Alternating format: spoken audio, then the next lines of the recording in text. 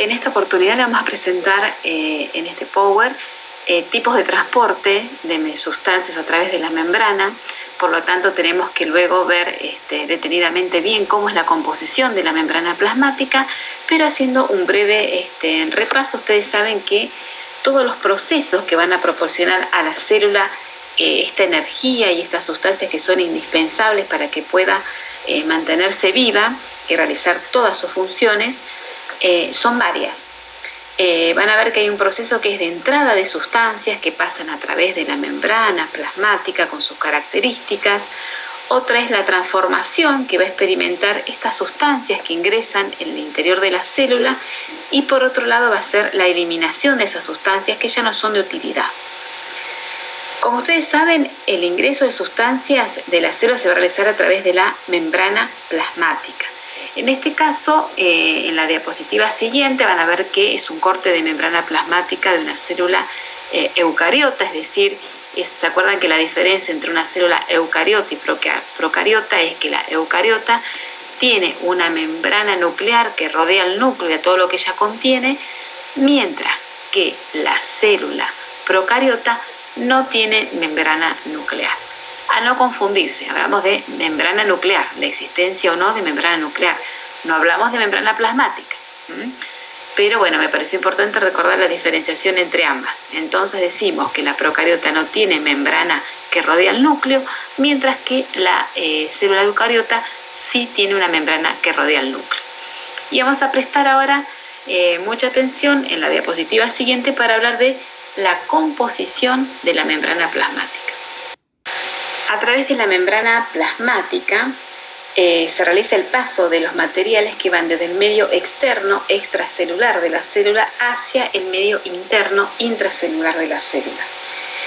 Van a ver que es importante el control de estos intercambios de sustancias, y cuando hablo de sustancias vayan pensando en iones, por ejemplo, como el cloro, el sodio, el potasio, el calcio, de macromoléculas también que son importantes. Este tipo de sustancias y otras van a realizar este intercambio del medio extra a intracelular o viceversa, y son importantes para el equilibrio metabólico de la célula. Bien, ahora vayamos a cómo es su constitución. Ustedes habrán leído seguramente que habla de un mosaico fluido, ¿sí? Como que tuviera este murallón, van a ver que es un murallón que está constituido por fosfolípidos, por proteínas, por colesterol. Tiene cierta fluidez, que esto también le da el colesterol. Esto es importante, que esta membrana plasmática sea distribuida sobre este mosaico fluido, debido a que me va a permitir a mí también que la célula pueda en algún momento dividirse o romperse, dividirse y formar nuevas células, ¿sí? Recuerden la teoría celular. Me va a permitir también realizar otra serie de tipos de transportes. Van a ver que en algún momento también la membrana plasmática se repliega sobre sí misma y engulle ciertos tipos de sustancias. Y esta flexibilidad es muy importante justamente para varias funciones de la célula. Si uno dice cómo está compuesta la membrana plasmática, la puede dividir como en 3 capas. Van a ver que tienen sobre la diapositiva que tienen a la vista a la derecha, van a ver la palabra fosfolípido, en la cual se desprenden 2 flechas, en las cuales señala como 2 fosforitos, ¿sí? Con las cabezas, una hacia el exterior de la membrana plasmática, hacia extracelular, y el otro hacia el interior, que se llaman cabezas hidrofílicas. Hidrofílicas, hidroagua, filio es amigo, o sea que son más amigas o tienen más, son más empáticas con el agua. Y en el medio van a ver que hay como 2 hilitos, como 2 hebras, que serían la cola hidrofóbica, es decir, aquella que no es amiga del agua, que es más amiga de las grasas, de los lípidos. Y van a ver que esta disposición es importante porque la membrana, de cierta manera, con esta composición, al igual que con las proteínas, que ahora vamos a hablar de las proteínas, hace que también sea selectiva, ¿no? Por eso hablamos de que la membrana plasmática tiene una permeabilidad selectiva, es decir, que no deja pasar todas las sustancias, algunas sí y otras no. Y van a ver que algunas sustancias que pasan por las células las van a tener que hacer por diferentes medios, ¿no? Por diferentes pases, digamos. Continuando con la membrana plasmática, entonces ya dijimos que está compuesta por una bicapa, o sea, 2 capas de fosfolípidos, que van a ver que atraviesa o se va colocando intercala, mejor dicho, proteínas. ¿Sí? Las proteínas que pueden atravesar toda la membrana plasmática de punta a punta, le pueden encontrar diferentes nombres. Yo le digo proteínas integrales porque me parece que por ahí es la que más define, o transversales. Luego van a tener otras proteínas que llegan a la mitad de esa membrana, de esa doble cadena de fosfolípidos, que no la atraviesan en su totalidad y por eso estaría más en la periferia, llamadas proteínas periféricas, ¿sí? Y van a haber otras proteínas que están bien en la superficie de la membrana plasmática. Otro componente también importante a destacar de la membrana plasmática, ya nombramos la bicapa de fosfolípidos, nombramos las proteínas, nombramos el colesterol. Van a ver que en la membrana plasmática también tenemos hidratos de carbono que se unen, ¿sí? Se unen a través de ciertos enlaces, se unen a lípidos y proteínas de la membrana plasmática. Y ahí van a recibir nombres como, por ejemplo, glucolípido o gluco o glicoproteína. Bien, ustedes dirán, ¿qué estructura tan compleja? Y sí, tiene que ser una estructura muy compleja porque, como yo les decía, es muy importante saber qué va a pasar, qué tipo de sustancia va a pasar, y si tiene que pasar al interior de la célula, cómo lo va a hacer si es, por ejemplo, una macromolécula muy pesada y no lo puede hacer. Vamos a ver ahora los tipos de transporte, y no lo puede hacer de una forma sin facilitador, ¿sí? Las proteínas son como ciertos facilitadores para que pasen esas sustancias. Y muy importante, ¿por qué? Porque regula el medio de la célula. Esto es lo que va a proporcionar el equilibrio del medio interno, la famosa, ¿se acuerdan? Homeostasis, que yo les pregunté en una guía de estudio. Todo esto lo activa la célula. Bien.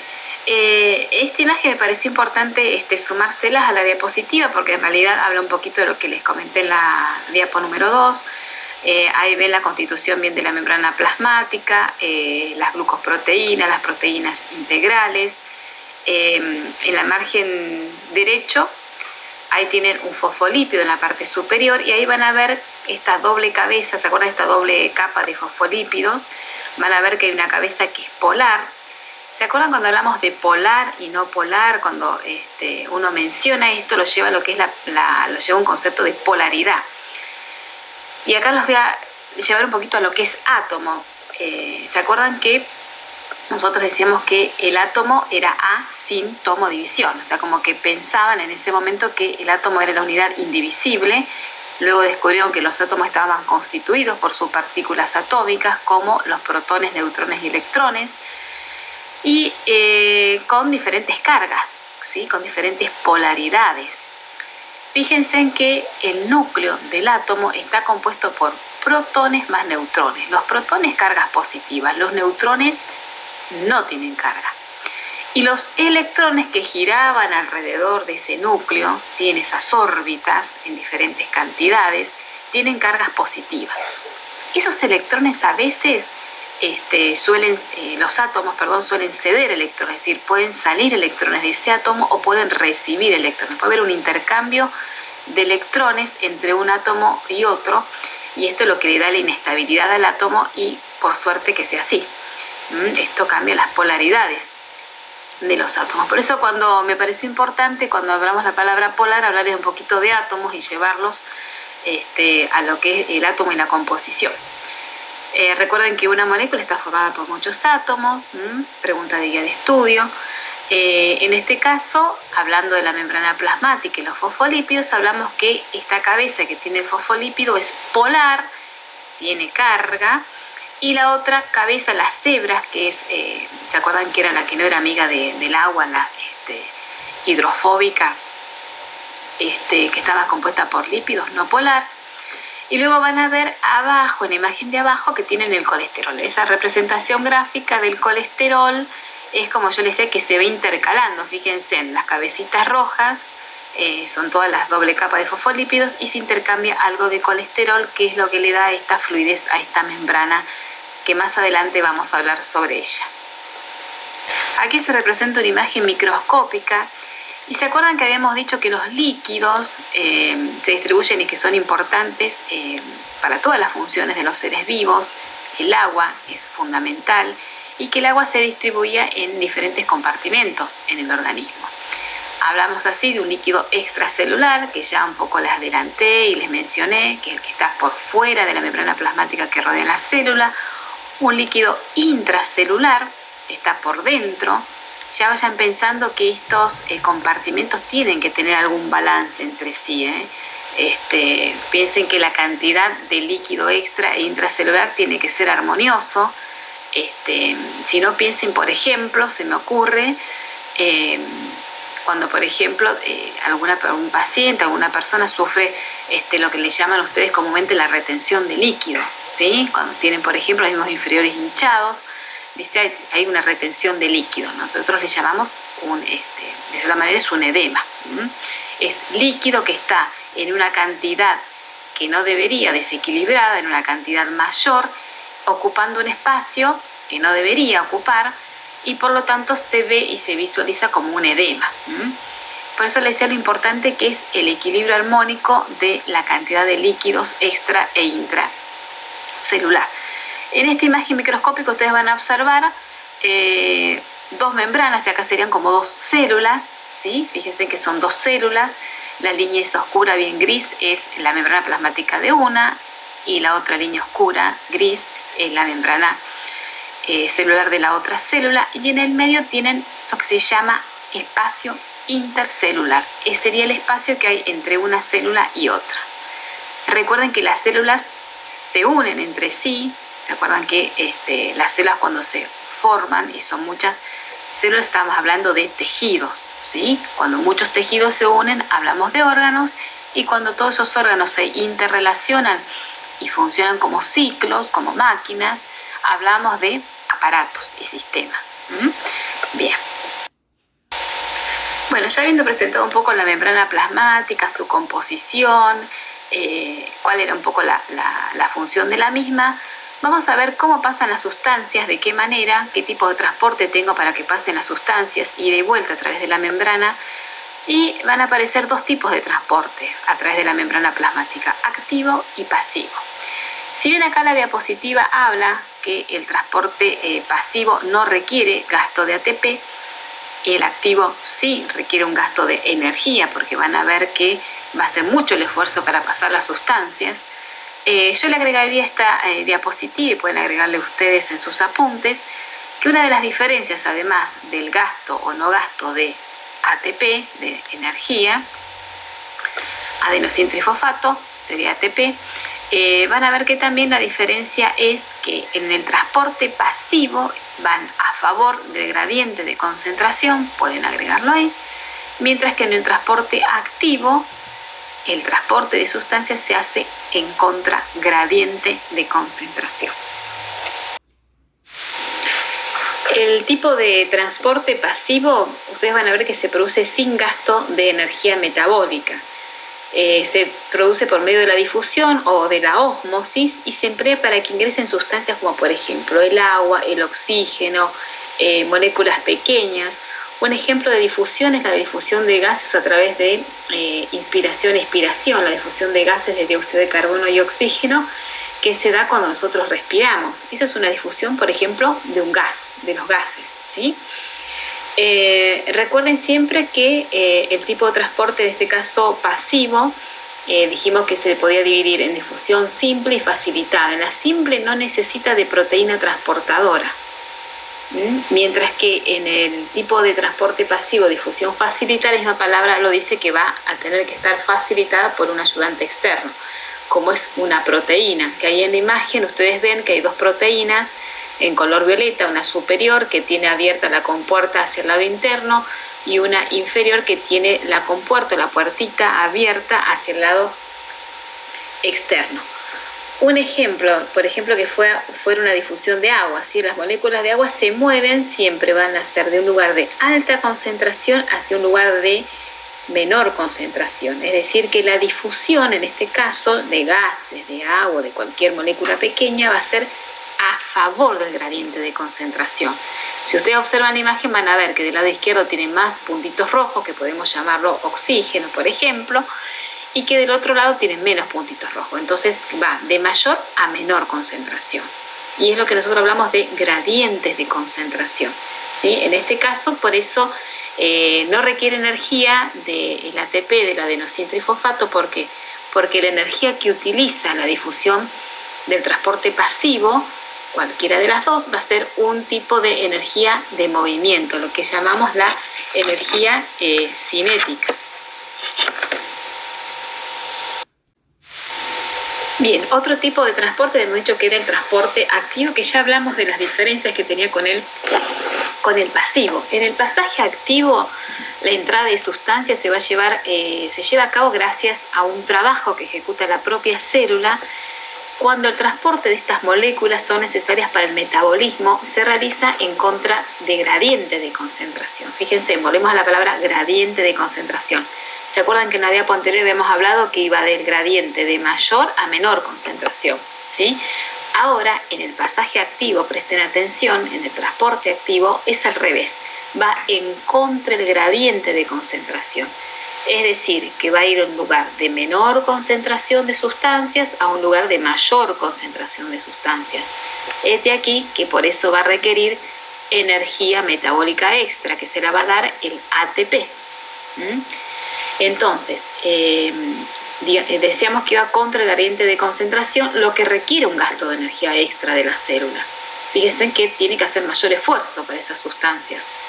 Y el pasaje activo se va a llevar a cabo solo a través de proteínas transportadoras. O sea que el pasaje activo requiere proteínas transportadoras. Bien, vamos a ver ahora qué pasa en el caso de que sean moléculas grandes, como son las macromoléculas, que no pueden atravesar la membrana plasmática. Cuando las moléculas son muy grandes y no la pueden atravesar la membrana plasmática, recuerden que la membrana plasmática tenía poros, ¿se acuerdan? En su superficie. Si uno los miraba desde un corte desde arriba hacia abajo, desde la parte superior, uno ve que tiene unos poros. Cuando tengo macromoléculas y no pueden atravesar la membrana plasmática, ¿qué hace la membrana plasmática? Las va a englobar. Las engloba por un área, una porción de la membrana plasmática, así como que las encapsula, digamos. Esta porción de membrana se desprende de la superficie celular y va a formar una vacuola que va a migrar hacia el interior de la célula, se va a migrar hacia la porción intracelular. Esto se conoce como fagocitosis, ¿sí? Y ocurre cuando las sustancias que son sólidas, ¿sí? Ocurre cuando estas sustancias son sólidas y se trata de la entrada de líquidos, se lo va a denominar pinocitosis. Si son sustancias sólidas lo vamos a llamar fagocitosis, fago de comer, ¿sí? Y si es un líquido, pinocitosis. Pino significa de beber. Ustedes van a ver que, por ejemplo, podemos encontrar los glóbulos blancos, hacen una fagocitosis. Los glóbulos blancos, cuando se ven amenazados por bacterias, ¿sí? Utilizan para englobar estas bacterias este mecanismo de fagocitosis. Bien, la pinocitosis entonces decíamos que era característica de las células que revisten, por ejemplo, los capilares sanguíneos, ¿sí? Cuando una célula reviste un capilar sanguíneo, es una forma de transportar de este modo tanto proteínas como hormonas. Bien, continuando entonces con el transporte activo, este es otro tipo de transporte activo. Ustedes van a encontrar también en algunas biografías que les va a hablar de transporte en masa, ¿sí? En grandes cantidades. Entonces ustedes van a ver que si el transporte va hacia el interior de la célula se llama endocitosis, endo hacia adentro, y si es por fuera de la célula se llama exocitosis. Aprovecho esta diapositiva también para hablarle de cómo las grandes moléculas, ¿sí? Estas grandes moléculas se van a transformar en sustancias. Estas grandes moléculas que penetran, pues ya sea por fagocitosis o por pinocitosis, no pueden pasar directamente a formar parte del componente de una célula. Por lo tanto, previamente son transformadas en moléculas mucho más simples, de 2 o 4 carbonos, ¿sí? ¿Y esto quién lo hace? Y ustedes van a recordar que existen los lisosomas. ¿Se acuerdan que era una organela que conformaba el citoplasma de la célula? Y es que cada organela tiene una función. Bueno, los lisosomas son enzimas digestivas, entonces son los lisosomas los encargados un poquito de, a través de un proceso que se llama hidrolasa, de, digamos, como procesar estas moléculas grandes, transformarlas en moléculas mucho más simples, si habla de 2 o 4 carbonos, y una vez simplificadas estas moléculas se pueden incorporar al citoplasma, es decir, que ya las puede asimilar. De este modo, estas sustancias que son mucho más simples ya se encuentran en condiciones de poder ser utilizadas por la célula como, por ejemplo, fuente de energía en la respiración, ¿no? Lo que hablábamos de catabolismo. O bien las puede utilizar como material para construir otras moléculas más grandes, síntesis de macromoléculas, el anabolismo. ¿Sí? Esto un poquito yo lo sumé al audio porque me pareció importante ver cómo se transforman estas sustancias.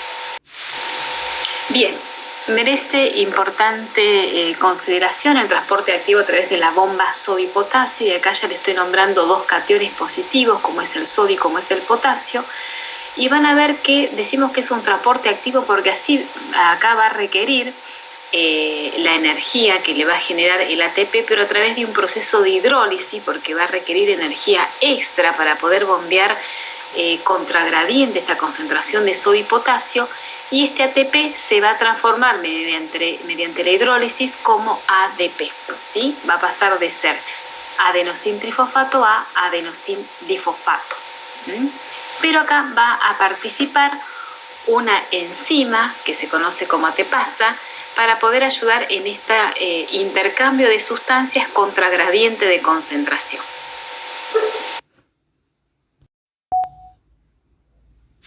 Bueno, en esta diapositiva solamente les presentamos el símbolo químico del sodio y el potasio, sodio como Na, potasio como K, y van a ver que tiene una distribución especial. El sodio van a ver que tiene una concentración predominantemente extracelular, y el potasio tiene una existencia en mayor cantidad intracelular.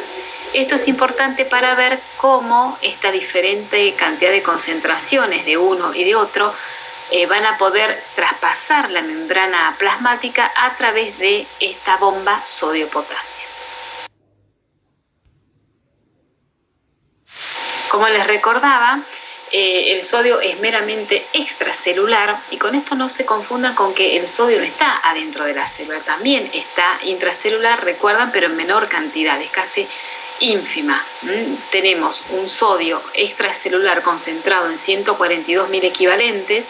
Estos 1000 equivalentes es una unidad de medida que mide osmoles, y así lo vamos a utilizar para estos iones y para otros.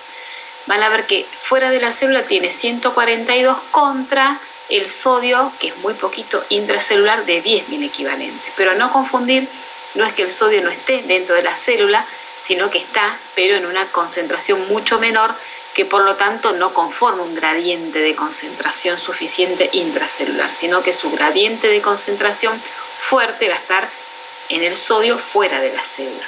Mientras que el potasio es al revés. Su concentración superior está concentrada intracelular, 140.000 equivalentes aproximadamente, contra el potasio que está afuera, que es solamente de 4.000 equivalentes. Entonces acá el predominio del gradiente de concentración del potasio está intracelular. Esto es muy importante que lo recuerden para que después veamos lo que son los gradientes de concentración y los gradientes eléctricos. ¿A qué me refiero? Que tanto el sodio y el potasio tienen cargas. ¿Se acuerdan qué tipo de cargas tenían? Positivas, eran cationes. Y vamos a tener que tener en cuenta que la célula, el interior de la célula en sí misma, es generalmente o ligeramente negativa. Por lo tanto, va a tener bastante atracción con aquellos átomos o aquellos iones que tengan carga positiva como los cationes. No va a tener tanta afinidad, por ejemplo, podríamos decir, con el cloro. El cloro es un anión, tiene carga negativa, ¿sí? El cloro. Entonces siempre recuerden que los polos opuestos, como bien dice el referente, se atraen, mientras que los polos casi de la misma carga es como que no tienen mucha afinidad.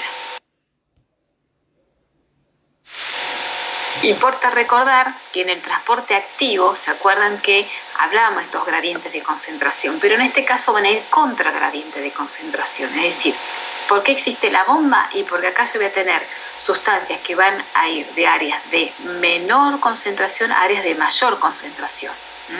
Entonces aquí voy a tener que utilizar esta bomba para que puedan pasar las de menor a mayor concentración. Por eso dice que este movimiento ocurre en contra del gradiente de concentración. Es como que ir contra la corriente.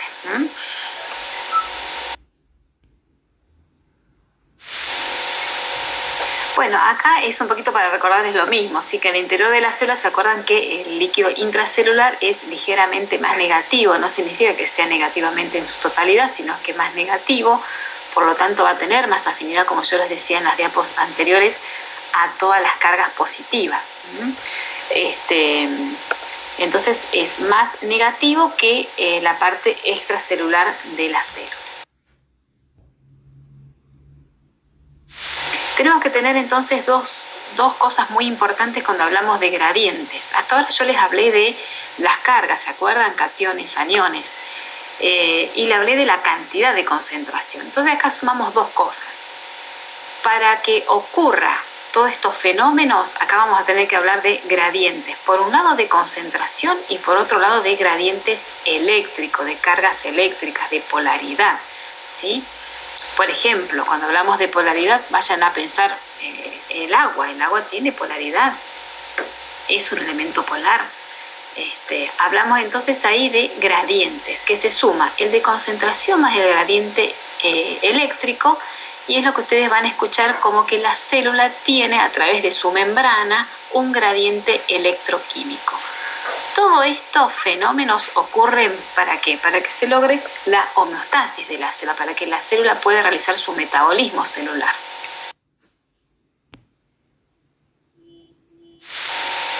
Recuerdan que yo les había comentado de que la célula era ligeramente negativa, por lo tanto iba a traer más a lo que esté fuera de ella, que era positivo. Por eso, ¿qué pasa con el potasio? Se la ve un poquito más complicada para entrar que el sodio, porque recuerden que el sodio es positivo, pero está en mayor cantidad fuera de la célula. Pero no pasa así con el potasio, que del lado exterior a la célula extracelular hay menos concentración. ¿Se acuerdan que tenemos 4.000 equivalentes de potasio contra los que están adentro de la célula, que son 140 aproximadamente 1.000 equivalentes? Como la célula es ligeramente negativa y va a atraer más a los positivos, es decir, que va a estar más favorecidos quienes estén del otro lado de la membrana, como es el sodio. El sodio tiene mucha cantidad de sodio fuera. En cambio acá, fíjense en que el potasio que está afuera, que es menor cantidad, que está en 4.000 equivalentes, va a tener que traspasar la membrana y va a tener que ir en contra del gradiente de concentración, transporte activo, ¿sí? Contra gradiente de concentración, porque va a tener que ir, como ven la flechita, de izquierda, de menor, a derecha, que es mayor concentración. Entonces, hay un poco como para cerrarles la idea de lo que es gradiente de concentración y gradiente eléctrico, ¿sí? Acá vemos que es un gradiente electroquímico desigual. Miren, por ejemplo, acá tenemos otra diapo. Acá ustedes se observan los puntitos verdes. ¿Qué les parece que sería? ¿Sodio o potasio? Que es el que está en mayor concentración fuera de la célula. Y piensen que del lado interno hay menos puntitos verdes. ¿Qué serían entonces? En base a lo que dijimos. Y ustedes seguramente van a responder que fuera de la célula tengo muchos puntitos verdes y que esos puntitos verdes son los cationes de sodio que tienen predominio extracelular. Los azules pueden ser los potasios, que hay menor cantidad, y del otro lado de la membrana tengo muchos iones de potasio, que son las pelotitas, las esferas azules, con un predominio intracelular. ¿Por qué los llevo a esta imagen? Ahora me sumo a los dos protagonistas, sodio y potasio, porque su concentración es diferente a través de la membrana. ¿Y qué van a tratar de hacer? Van a tratar de ir contra gradiente de concentración, ¿sí? Por ejemplo, de menor concentración que tengo, en este caso el potasio que está afuera, va a querer entrar al intracelular, mientras que el sodio que tengo en mayor cantidad extracelular va a luchar para poder hacer el intercambio también, ¿sí? Entonces ahí van a ver cómo va en contragradiente de concentración, tanto el sodio como el potasio. Bueno, acá entonces vemos cómo, por ejemplo, también tenemos los puntitos verdes que son sodio extracelular, en mayor concentración, catión, y en menor concentración, ahí tenemos ¿quién? El potasio. Bien. Como ya dijimos, van a tratar de ir contragradiente de su propia concentración. Si hay muchos afuera, van a querer entrar y los que están muchos adentro van a querer salir. ¿Quién interviene? La proteína transmembranal. ¿Se acuerdan? La proteína íntegra que atraviesa toda la membrana. Bien. Pero como dijimos que esto va a requerir esfuerzo de energía metabólica, acá interviene lo que ustedes van a ver abajo, como un puntito rojo con 3P, uno en cada vértice, que es el ATP, adenosin trifosfato. ¿Sí? Fosfato, ¿se acuerdan que el fosfato se abrevia en la tabla periódica como la P? Búsquenla si no. Y ahí tienen el adenosin trifosfato. ¿Qué va a pasar? Acá va a tener que intervenir porque acá va a requerir mucha energía. Pero le va a pasar algo a esta ATP. Va a tener que hidrolizarse mediante una enzima.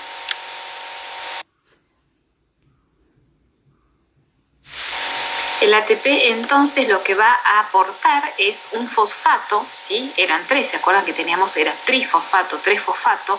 Ahora, para poder actuar y ayudar con esta energía extra que necesita esta proteína, que es la bomba de sodio y potasio, para que se abran esas compuertas, requiere una energía extra para el pasaje.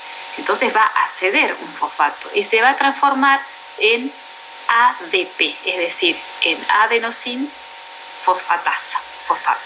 ¿Por qué? Porque perdió justamente un fosfato, ¿sí? Entonces se transforma a través de la enzima. Acá debe intervenir una enzima que se llama ATPasa, que es la que colabora, la que es protagonista y ayuda a que el ATP libere todo este fosfato y esta energía extra adicional metabólica que necesita para que se transforme en ADP, ¿sí?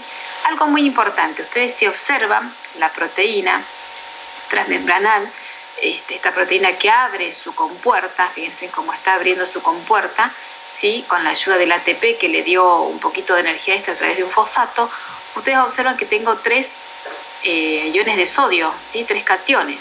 Acá hay algo muy importante, porque yo les conté que el potasio estaba, ¿se acuerdan? En su momento desfavorecido, porque su concentración estaba en mayor concentración afuera de la célula, intracelular, estaba su concentración más adentro de la célula, y que la célula era ligeramente negativa, entonces como que le daba una mano más al sodio que estaba con sus cargas positivas afuera de la célula. Entonces en este desequilibrio, fíjense en que por cada intercambio, cuando se intercambian simultáneamente sodio y potasio, por tres cationes de sodio que ingresan, o sea, sería la relación 3:2. Por cada 3 sodios que ingresan, 2 se intercambian con potasio. La relación es 3:2. ¿Sí? 3 sodios por 2 potasio. Acá está lo que les comentaba, ¿sí? Por 3 sodios van 2 potasios. Entonces, el ion de potasio va a entrar en la bomba también y va a liberar al fosfato aportado por el ATP. ¿Sí? Acá siempre lo que entra en juego es el ATP que se transforma y libera fosfato. Bien, sería así como funciona un poco la bomba sodio-potasio. Por lo que ustedes vieron, van en contra del gradiente de concentración, va de menor a mayor, requiere energía extra que se la va a dar el ATP, pero el ATP acá, ojo, con la bomba de sodio-potasio, porque interviene la enzima ATPasa que ayuda a que el ATP libere todo este fosfato y se transforme en ADP, ¿sí? De tal manera que acá esta proteína transmembranal o esta proteína integral que atraviesa toda la membrana plasmática bombea sodio hacia el exterior para que volvamos al equilibrio, ¿sí? Y el potasio hacia el interior. Y es así como trabaja la bomba de sodio-potasio. Pertenece al transporte activo, siempre recuerden, pero con la diferencia de que acá necesito energía adicional. Y recuerden que por 3 cationes de sodio, el proporcional son 2 de potasio. Bien, bueno, ahora vamos a hacer luego en la diapositiva posterior un repaso de los contenidos que hemos visto. Bien, recuerden entonces que la bomba es la que va a hidrolizar el ATP y lo va a transformar en ADP, el ADP como un producto secundario. Si acá tienen, por ejemplo, en la diapositiva el nombre técnico de la proteína, que es sodio-potasio ATPasa, que es la que interviene en este intercambio de estos dos cationes de sodio y potasio. ¿Sí? Entonces acá tenemos dos personajes fundamentales que son los que aportan este flujo de energía, ¿sí? El ADP, que es el adenosindifosfato, que es esta molécula que es de vital importancia en el metabolismo y en incrementar o en aportar flujo de energía. Bien, ahí ven también en la imagen de la proteína transmembranal, ¿sí? Que es lo que yo les comentaba, de que tiene más afinidad también por el sodio. ¿Por qué? Porque de 3 iones de sodio que van a salir, solamente 2 iones de potasio pueden entrar. Bien, acá ustedes van a ver en esta diapositiva la imagen de un positivo y un negativo, que ya ustedes los lleva a pensar en los diferentes gradientes eléctricos, ¿sí? Positivos y negativos, cationes, aniones. Ahí ven la imagen de una porción de la muralla que le llamo yo, esta muralla que se mueve, que sería la membrana plasmática con la dicápida de fosfolípidos. ¿Por qué es importante para ustedes como enfermeros haber estudiado todo esto, lo que es el tema del intercambio de sustancias a través de la membrana? Porque desde que con nosotros colocamos un plan de hidratación a través de una vena, cuando vamos más adelante, lo que la gente le llama el suero, ¿no?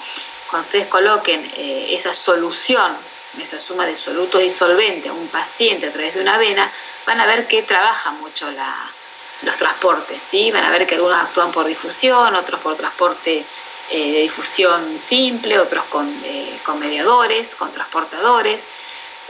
Van a ver que cuando administran, por ejemplo, un medicamento para un paciente cardíaco, algún digitálico como le llaman, va a actuar sobre también la bomba del sodio. El sodio está presente en las células musculares cardíacas y va a pasar este tipo de intercambio a través de este tipo de proteínas.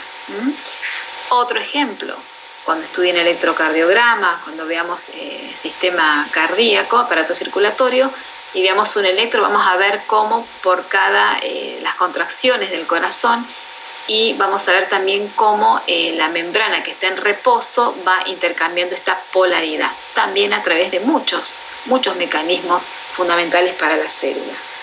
Por ejemplo, otra bomba también es la bomba de calcio, también que está en el sistema muscular. Cuando veamos también músculo, y vamos a ver, la vamos a mencionar, para que ustedes también sepan que estos contenidos de tipo de transporte de sustancia a través de membrana tienen muchísima aplicabilidad en diferentes funciones vitales del ser humano, y que enfermería actúa sobre ellos, desde colocar, como yo les decía, un plan de hidratación, desde administrar, por ejemplo, un fármaco, desde comprender cómo se forma el ácido clorhídrico, y que todo esto nos lleva a pensar en lo que es el metabolismo celular, la homeostasis celular, que logra siempre buscar este equilibrio, que cuando está alterado, nosotros los enfermeros, a través de ciertas intervenciones, tratamos de restablecer la homeostasis alterada.